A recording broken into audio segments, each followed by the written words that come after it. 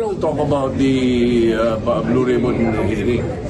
Because yun yung yung possibility na Senator Lasso is thinking of inviting Saldico and former Speaker Martin, di ba?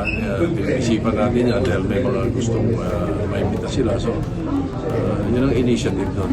Sir, paano po kailangan mong mag-meeting? Bakit kailangan mo sabi? Kasi sir, pwede makapag-isipan pa kayo lalo na puno cover up. Para maimbita.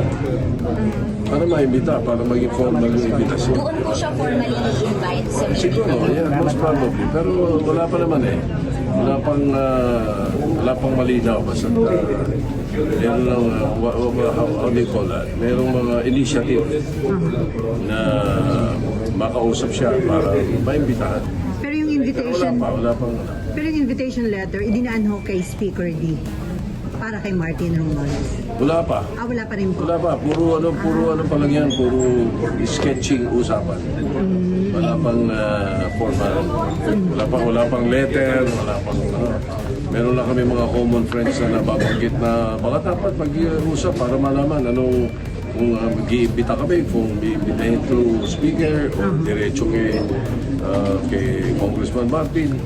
Pero sure na po ba yung November 14? Kung nabakante na po ba yung 14 for the VRC hearing?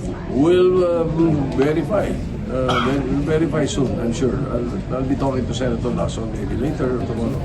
Sir, sorry po, clarify lang sir. Kakausapin po si former Speaker Hindi, Romualdez. pinag-iisipan lang namin.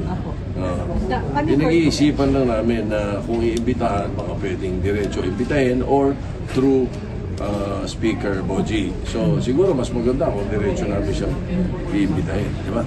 Sir, kailangan ganun ang gawin because he's a sitting congressman. Ayun na tinatawag na interparliamentary courtesy. Hindi basta-basta kasi pwede madali yun. Hindi ginagawa yun. At di rin na ginagawa sa amin yun. Sir, kilala niyo na ba yung very important witness? Si Santi, walang problema kasi hindi na siya congressman. Sir, kilala niyo na yung very important witness na harap po sa hearing? I leave it to Senator Lasso. Siya nang nakakaalam.